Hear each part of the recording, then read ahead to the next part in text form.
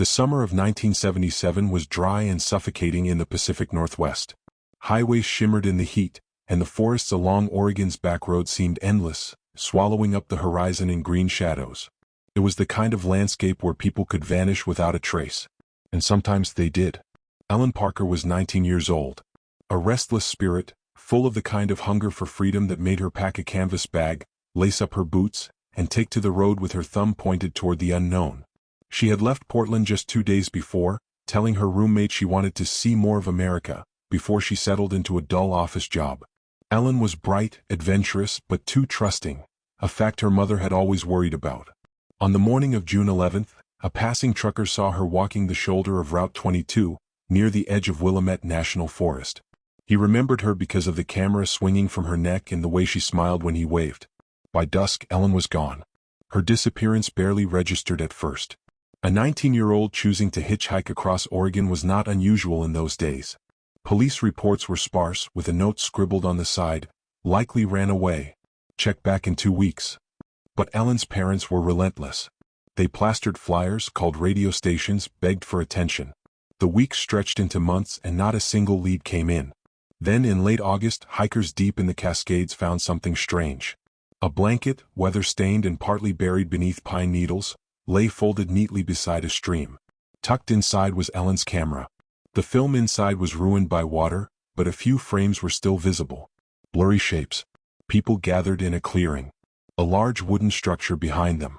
And most disturbing, the last image, Ellen's own face, wide-eyed as if someone else had pressed the shutter while she stood frozen in fear.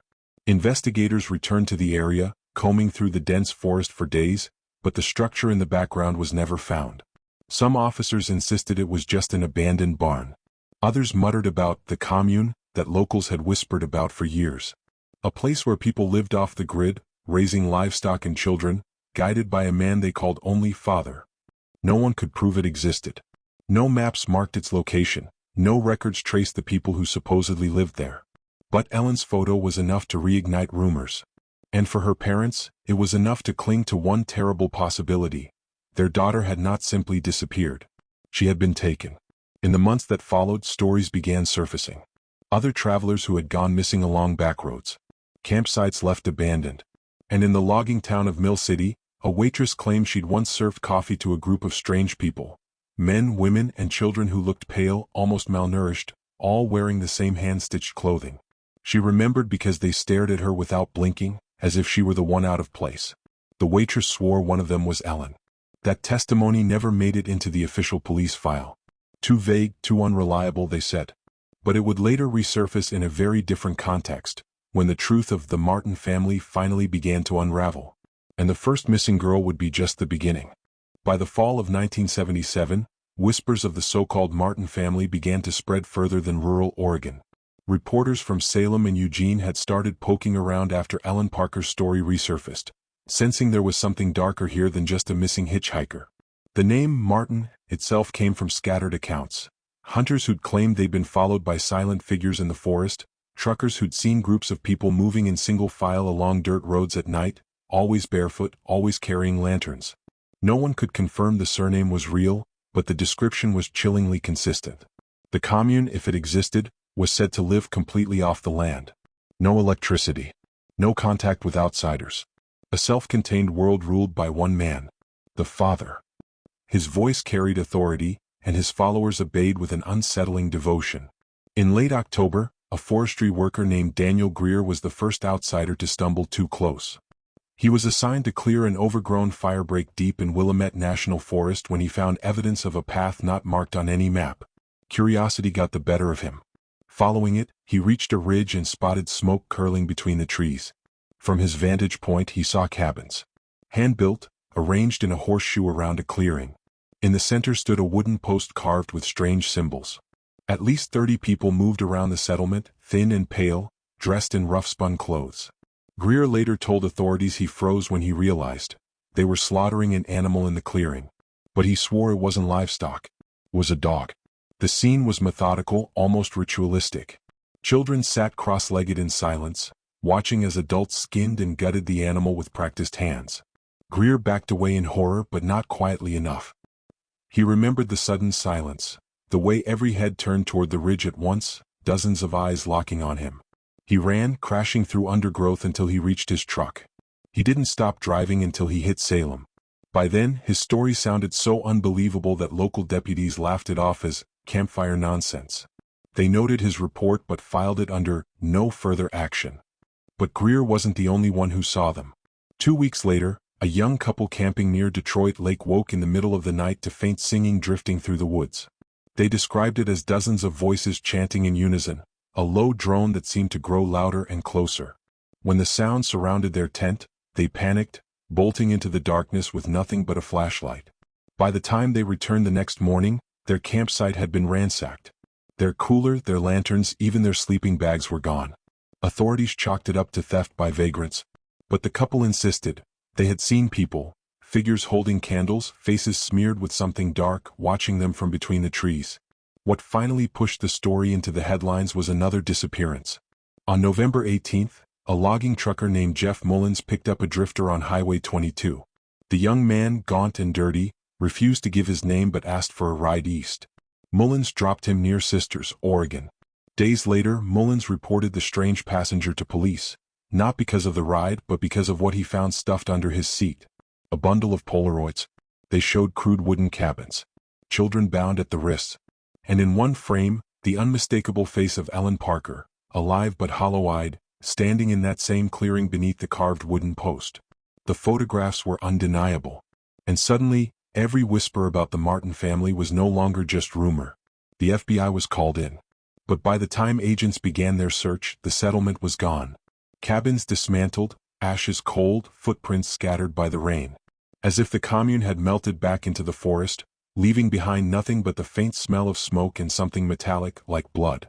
And though authorities tried to downplay it, locals noticed something chilling.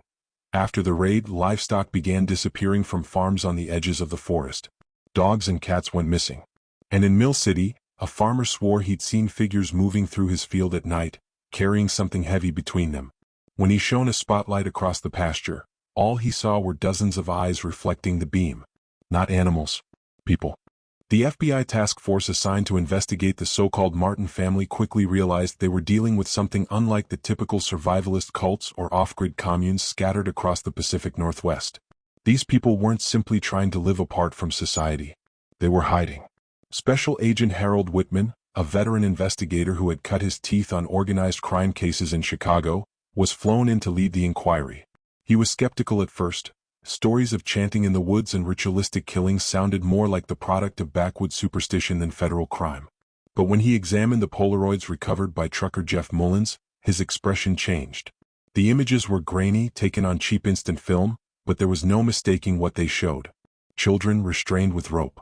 Adults standing behind them, expressionless, their faces painted in streaks of ash. Anne Ellen Parker, her once bright eyes dulled by exhaustion, staring at the camera as if begging for someone, anyone, to find her. Whitman ordered aerial surveys, but the dense canopy of Willamette made it nearly impossible to locate clearings. He sent ground teams into the forest, equipped with maps and tracking dogs, but the Martin family moved like ghosts. Entire campsites would appear abandoned yet still warm, fires extinguished minutes before the searchers arrived. It was as if the cult was always one step ahead. Local sheriffs, many of whom had grown up in the region, began quietly warning their men to be careful. "They know these woods better than we ever will," one deputy said. "And they're not afraid of them the way we are." Then came the discovery that pushed the investigation into darker territory. In February of 1978, a hiker stumbled upon a crude pit hidden beneath a camouflaged lattice of branches. Inside were bones. At first, they were assumed to be animal remains, but forensic analysis revealed something far worse. They were human. Multiple individuals, their skeletons showing signs of deliberate cutting. Marks on the femurs indicated marrow extraction. Cannibalism. The press had a field day, though the FBI attempted to suppress details. Headlines screamed of a cannibal cult in Oregon, and frightened families began pulling their children from schools near the forest edge. Reporters camped in Mill City, interviewing locals who claimed they had long suspected something wicked in the woods. One of the most haunting testimonies came from an elderly logger named Amos Hale. He told a Salem journalist that in the early 1960s, long before Ellen Parker disappeared, he had encountered a group living in the Cascades. They had approached him asking for salt, offering in return a jar of what they called preserved meat. He declined, but not before noticing the jar's contents. "They weren't feeding on deer," Amos whispered. "I know what venison looks like. That wasn't venison." As public panic grew, Whitman authorized a nighttime surveillance operation. Teams set up hidden posts along logging roads, hoping to catch the family moving supplies or scouting farms. For weeks nothing happened. Until one night in April, when thermal scopes picked up figures moving silently across a ridge. At least 20 individuals, some carrying torches, others dragging what appeared to be sacks or bundles. The agents held their positions, documenting every movement. Then, without warning, the figures stopped. All at once. They turned their heads toward the ridge where the agents hid, as though they could see through the camouflage and darkness. For a long moment they simply stared. Then, as one, they extinguished their torches. The night swallowed them whole. The surveillance team never saw them again. But when agents returned to the site at dawn, they found something chilling. A series of freshly carved symbols in the bark of trees near their post. Circles, crosses, and one symbol resembling an eye. And scattered across the ground, carefully arranged, the bones of small animals broken open for the marrow. The message was clear. The family knew they were being watched. And they were watching back. By the summer of 1978, fear had taken hold in Oregon's small towns. Parents warned their children never to wander into the forest. Farmers carried shotguns just to check their fields at night. And though the FBI maintained a discreet presence, the Martin family seemed to have melted back into myth. But Harold Whitman knew better. The remains found in the pit, the evidence of marrow extraction, proved this was not just folklore. This was a community willing to do the unthinkable to survive, or perhaps to worship. Yet the deeper he pushed, the more resistance he encountered. State officials grew nervous. Resources were quietly withdrawn. Files went missing. It was as though someone wanted the investigation to fade away. Still, Whitman persisted. He began focusing on disappearances from the previous decade, cases that had been dismissed as runaways or accidents. The pattern was undeniable: hikers, drifters, even a traveling salesman, all last seen along the remote highway skirting Willamette. One case stood out: a church group of 4 who vanished in 1972 after a planned camping trip. Their car was later found abandoned, keys still in the ignition, but no trace of the people inside. Whitman tracked down the original sheriff's deputy who had worked the case. The man, now retired, admitted he had found a scrap of fabric deep in the woods, stained dark and stiff. He'd been told to let it go. Whitman began to suspect the family had powerful sympathizers, or perhaps frightened locals who had learned long ago not to cross them. Then, in September, came the break that shook everything open.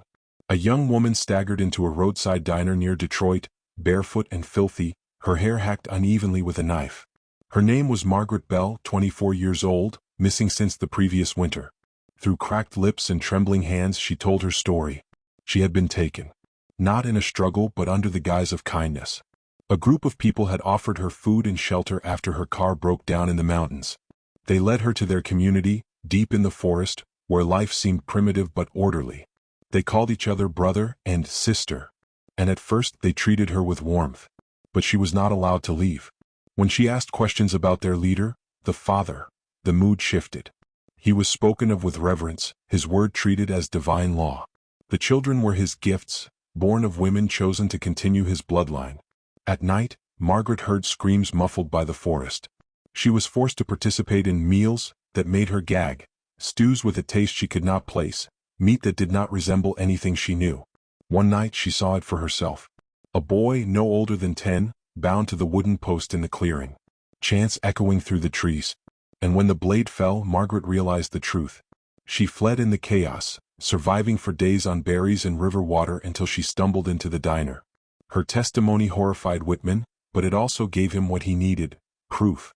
For the first time, they had a living witness to the family's practices. But there was something else. Margaret insisted she had seen Ellen Parker. Alive. She was one of them now, Margaret whispered. Not tied up. Not fighting. She stood beside the father, smiling. The word struck Whitman like a blow. Ellen had been the beginning of this nightmare, her face the one burned into every file, every photo pinned to his board. If Margaret was telling the truth, it meant something even darker than he had imagined.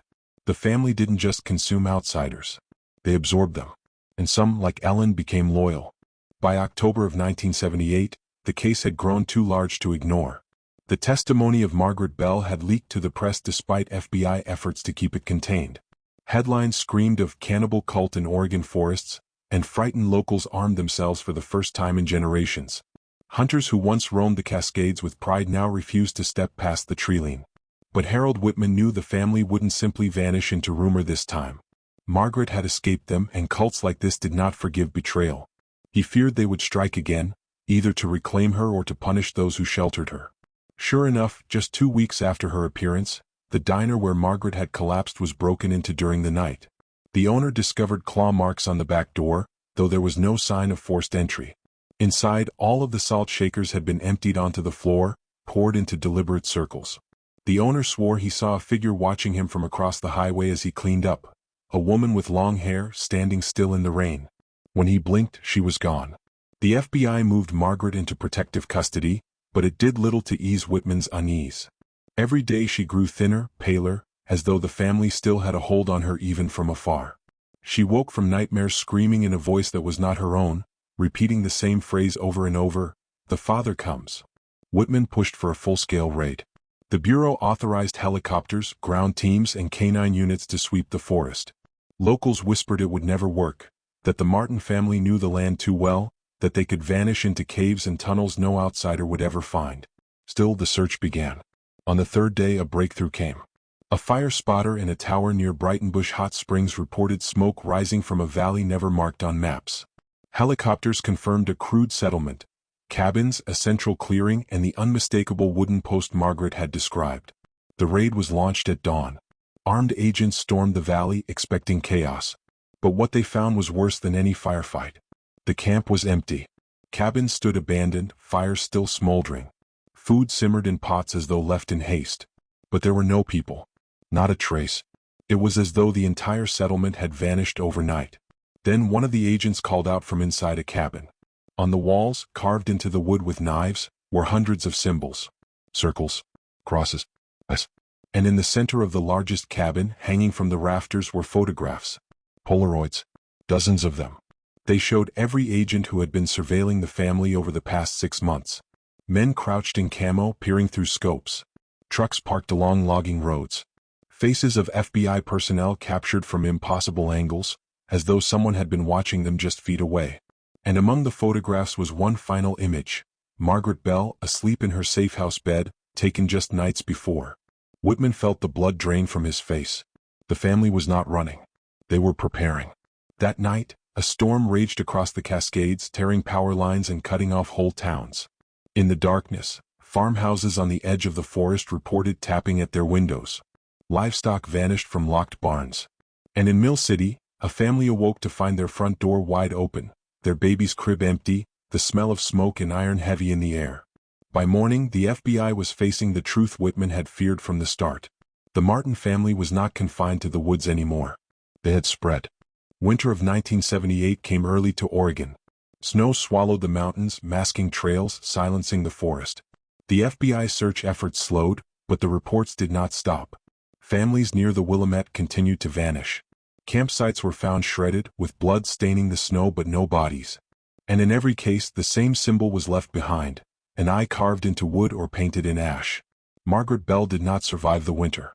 She was found dead in her safe house, despite guards posted outside her door. There were no signs of forced entry. No wounds on her body. She had simply stopped breathing. But carved into the floor beside her bed was a single word, gouged deep into the wood: returned.